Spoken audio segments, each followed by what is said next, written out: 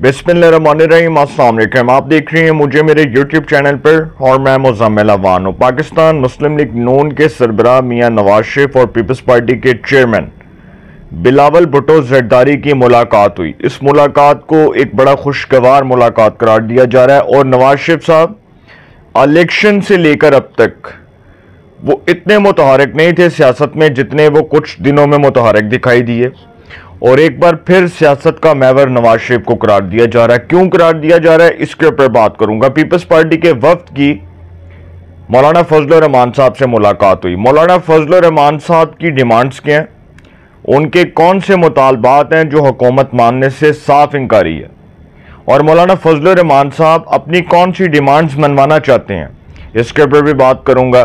Peoples party और फजलुर रहमान साहब, चूंकि फजलुर रहमान साहब इस बात पर इसरार कर रहे हैं कि आईनी अदालत की बजाय आईनी बेंच बनाया जाए, इसके ऊपर बात करूंगा कि फजलुर रहमान साहब इस मुतालबे को बार बार क्यों दोहरा रहे हैं और वो क्यों चाहते हैं कि आईनी अदालत का क़याम मार्ज़ वजूद में ना आए और आईनी अदालत ना बने। खैर, फजलुर रहमान साहब से पहले मैं नवाज शरीफ साहब की बात करूंगा जो उनकी बिलावल भुट्टो से मुलाकात हुई है। इस मुलाकात को एक बहुत खुशगवार मुलाकात करार दिया जा रहा है। पाकिस्तान के सियासी मंजरनामे पर जो छाए गहरे बादल थे वो इस मुलाकात के बाद झट चुके हैं, और ये मुलाकात इसलिए भी खुशगवार मुलाकात है कि सियासी जो अब मंजरनामा है वो बड़ी तेजी के साथ तब्दील होता आपको नजर आएगा। एक ऐसे वक्त में जब मुस्लिम लीग नून और पीपल्स पार्टी दोनों पॉलिटिकल पार्टीज आईनी अदालत के क़याम के हवाले से संजीदा दिखाई दे रही हैं, और दोनों जमातें चाहती हैं कि आईनी अदालत बने, और आईनी अदालत इसलिए बनाना चाह रहे हैं कि हमें जुडिशल रिफॉर्म्स करनी चाहिए, हमें अदालती इस्लाहात करनी चाहिए, जजेस से मुतल्लिक हमें इस्लाहात करनी चाहिए। देखें, हमने तो बहुत सी बातें की हैं और हमने हमेशा जर्नलों के इत्तेसाब की बात की, हमने हमेशा जो है वो पाकिस्तान में ताकतवर लोगों के इत्तेसाब की बात की। हमेशा हमने यही बात की कि जी पाकिस्तान में ताकतवर लोगों का भी एहतसाब होना चाहिए, इनका भी मुहासमा होना चाहिए। अगर जजेस से, अगर अदलिया से मुतल्लिक इस्लाहात आ रही हैं तो इसमें किसी का कोई नुकसान नहीं है, किसी के साथ कोई ज्यादती नहीं होगी, किसी के साथ नाइंसाफ़ी नहीं होगी।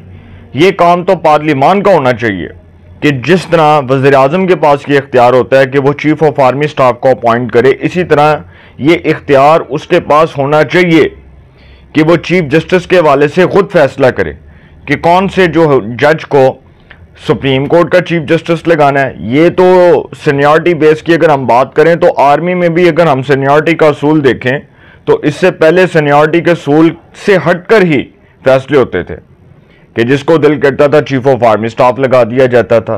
क्या जनरल कमर जावेद बाजवा सीनियरिटी के असूल से आए थे? देखा जाए तो क्या वो सीनियरिटी के असूल से आए थे? क्या जनरल असलम बेग जो थे वो सीनियरिटी के असूल से आए थे? ज़ियाउल हक सीनियरिटी के असूल से आए थे? याह्या खान, अयूब खान, परवेज मुशर्रफ सीनियरिटी के असूल से आए थे? तो सीनियरिटी के जब हम असूल की बात करते हैं तो सर फिर सीनियरिटी के असूल के मुताबिक हमें फैसले भी करने चाहिए, फिर हमें आज़ादाना तौर पर फैसले करने चाहिए। हमें तो खुद अपने तर्ज अमल को ठीक करना है ना, हमने खुद अपने पार्लिमानी निज़ाम हुकूमत को मुस्तहकम करना है, अदलिया में हमने इस्लाहात लानी है, जुडिशल रिफॉर्म्स करनी है, बहुत सी चीज़ें हैं। लेकिन हम यहाँ पर बैठकर बड़े आराम से कह देते हैं कि जी अदलिया की आज़ादी पर हमला है, अदलिया की आज़ादी के ऊपर शब खून मारा जा रहा है। कौन मार रहा है भाई? कौन अदलिया की आज़ादी के ऊपर हमला कर रहा है? कौन से लोग हैं जो अदलिया के खिलाफ बाहर निकल चुके हैं, जो कह रहे हैं कि जी अदलिया को नहीं चलना चाहिए, अदलिया को जो है महदूद कर दिया जाए, उसके इख्तियारात को महदूद कर दिया जाए? कौन कह रहा है? कोई भी नहीं कह रहा। हम तो चाहते हैं कि आईनी अदालत बने, कॉन्स्टिट्यूशनल कोर्ट बने, और कॉन्स्टिट्यूशनल कोर्ट का क़याम इसलिए अमल में लाया जा रहा है कि दुनिया भर के ममालिक में जितने भी कंट्रीज हैं, दुनिया में जितने भी ममालिक हैं, आप किसी भी मुल्क में देख लें वहां पर आईनी अदालत है। तो आईनी अदालत की मिसालें जो दे रहे हैं कि जी आईनी अदालत इसलिए लाई जा रही है कि किसी तरह सुप्रीम कोर्ट के इख्तियारात को ख़त्म किया जाए। दुनिया भर के अंदर, अमेरिका तक में आईनी अदालत है, उधर भी कॉन्स्टिट्यूशनल कोर्ट है, लेकिन वहां पर कोई ये नहीं कहता कि वहां पर आईनी अदालत इसलिए बनी कि जी पार्लियामेंट के इख्तियारात को ख़त्म कर दो। सियासतदान अपने इख्तियारात में आज़ादाना तौर पर फैसले करते हैं, اور عدلیہ آزادانہ طور پر فیصلے کرے، خود مختار ہو کر فیصلے کرے، بلکہ جو امریکہ ہے وہاں پر تو ججز کو اپوائنٹ کرنے کا جو طریقہ ہے وہ بھی پارلیمان کا ہے، وہ بھی پارلیمان کا اختیار ہے۔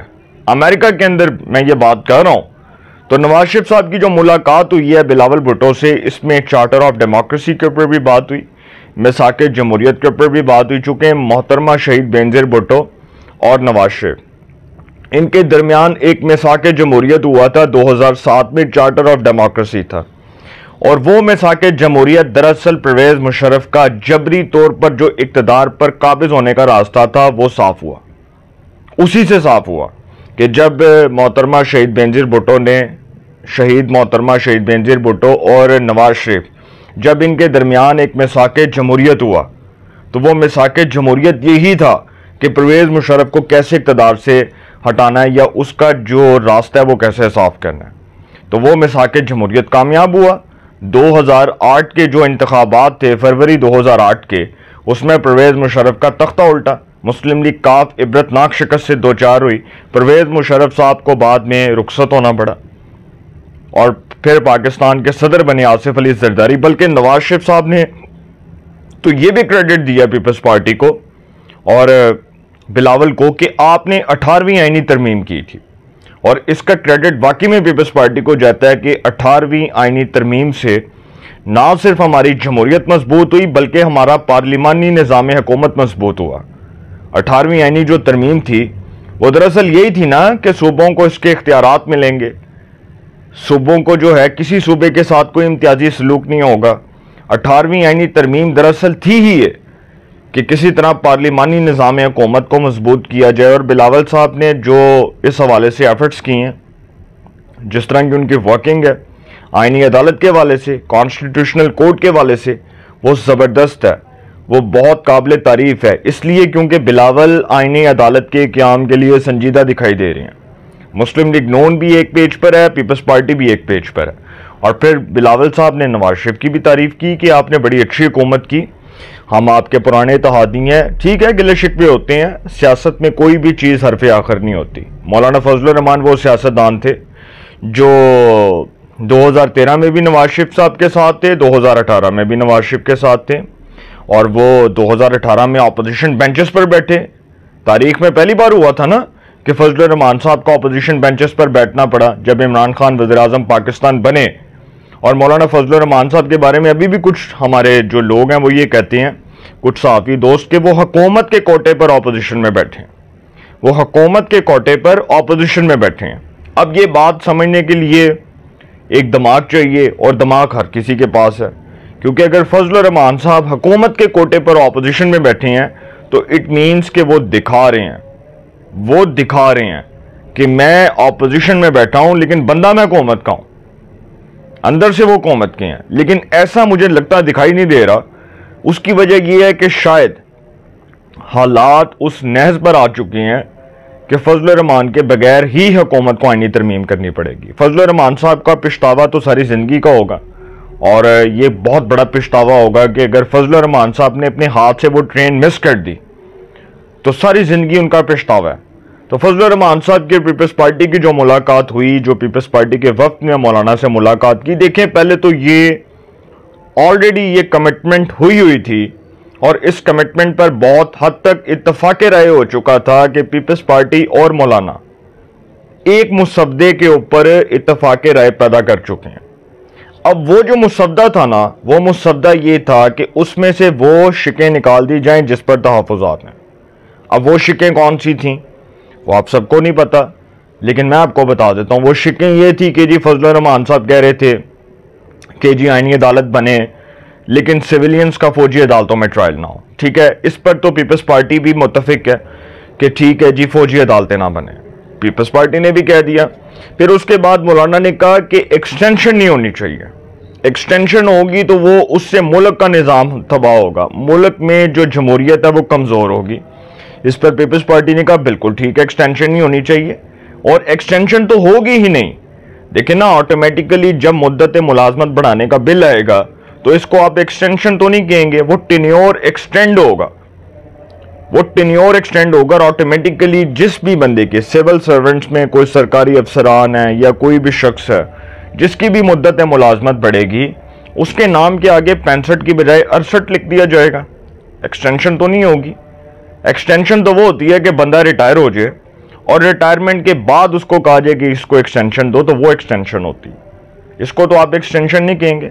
پھر فضل الرحمان صاحب کا یہ بھی مطالبہ تھا کہ ججز کے حوالے سے جس پر ڈیڈ لاک ہوا ہے کہ ججز کے حوالے سے وہ یہ بات کر رہے تھے کہ جی اگر آپ نے کانسٹیٹیوشنل کورٹ ہی بنانی ہے تو پھر آپ سپریم کورٹ میں 5 آئینی ججز کا پینل بٹھا دیں. اس پر حکومت متفق نہیں ہوئی. حکومت نے کہا کہ یہ تو کام نہیں ہو سکتا. اس پر پیپلز پارٹی کا بھی ڈیڈ لاک ہے. اب مولانا فضل الرحمان صاحب یہ بھی بات کر رہے ہیں کہ آئینی عدالت نہ بنائیں. اب دیکھیں حافظ حمداللہ صاحب نے ایک سٹیٹمنٹ دیا، انہوں نے کہا کہ کٹ پتلی آئینی عدالت بن رہی ہے. کٹ پتلی آئینی عدالت بن رہی ہے. چونکہ جن لوگوں کو اس بات کی سینس نہیں ہے، جن لوگوں کو اس بات کا پتہ نہیں ہے، وہ تو یہ بات کر سکتے ہیں نا. اب بیرسٹر کامران مرتضیٰ جو سابق صدر رہے ہیں سپریم کورٹ بار کے، انہوں نے جو مسودہ تیار کیا جو جے یو آئی فے کے سینیٹر بھی ہیں، تو اس مسودے کے اوپر پیپلز پارٹی اور نون لیگ کسی بھی طرح سے قائل ہونے پر تیار نہیں ہے. اور پیپلز پارٹی اور نون لیگ اس مسودے کو یکسر مسترد کرے گی. میں یہ سمجھتا ہوں بلکہ کر بھی دیا ہے. مجھے ایک صحافی نے خبر دی کہ جب انہوں نے دیکھا تو وہ مسودہ مسترد ہو گیا. تو سر یہ حالات اتنے سازگار نہیں ہیں جتنے ہمیں نظر آ رہے ہیں. لیکن فضل الرحمان صاحب اگر وہ سمجھتے ہیں کہ انہوں نے اپنی سیاست کو زندہ رکھنا ہے، قائم رکھنا ہے، تو ان کو حکومت کے ساتھ جانا پڑے گا. اگر وہ تحریک انصاف کے ساتھ جاتے ہیں تو ساری زندگی کا پچھتاوا ہے. وہ میں نے آپ کو بتا دیا کہ فضل الرحمان صاحب اگر یہ سمجھتے ہیں کہ ان کے مطالبات منوانے کے لیے حکومت ایڑی چوٹی کا زور لگا دے اور ان کی واہ واہ ہو جائے، اور حکومت ان کے بغیر تو ترمیم نہیں کر سکتی، یہ کسی کتاب میں نہیں لکھا. فضل الرحمان صاحب کے بغیر حکومت کے پاس لامحدود آپشنز ہیں، لاتعداد آپشنز ہیں. حکومت کے پاس لاتعداد آپشنز ہیں. حکومت کسی بھی آپشن پر کام کر سکتی ہے. پلان بی بھی ہے، پلان سی بھی ہے. پلان سی تو یہ بھی ہے. پلان بی بھی میں آپ کو بتا دیتا ہوں. پلان بی یہ ہے کہ 25 سے پہلے آئینی ترامیم، ادھر سے بندے پکڑے ادھر سے پکڑے، ترمیم پاس. پلان سی کیا ہے؟ پلان سی یہ ہے کہ اگر election commission of Pakistan notification کر دے اور ان کو نوٹیفائی کر دے جن کو ڈی نوٹیفائی کیا گیا، ان اراکین اسمبلی کو جو مخصوص نشستوں کے اوپر ہماری ریزرو سیٹس کے اوپر ایم این اے بنے، اگر ان کو نوٹیفائی کر دیا جاتا ہے تو آئینی ترمیم ہو جائے گی. پلان سی بھی میں نے آپ کو بتا دیا. پلان ڈی بھی یہ ہے کہ جسٹس یحییٰ فریدی سپریم کورٹ کے چیف جسٹس بنے اور ان کے چیف جسٹس بننے کے بعد حکومت 25 کے بعد آئینی ترامیم قومی اسمبلی اور سینٹ میں لے آئے. پلان ڈی بھی بتا دیا. تو سر یہ پلانز ہیں گورنمنٹ کے، اور گورنمنٹ نے یہ کارڈز خفیہ رکھے ہوئے ہیں جو کسی بھی وقت حکومت پھینکے گی اور آئینی ترامیم پاس کروا لے گی. اپنی رائے کا کمنٹس میں ضرور اظہار کیجئے گا. انشاءاللہ ایک نئے سیگمنٹ کے ساتھ میں ملاقات ہوگی. اپنا بہت خیال رکھیے گا. اللہ نگہبان.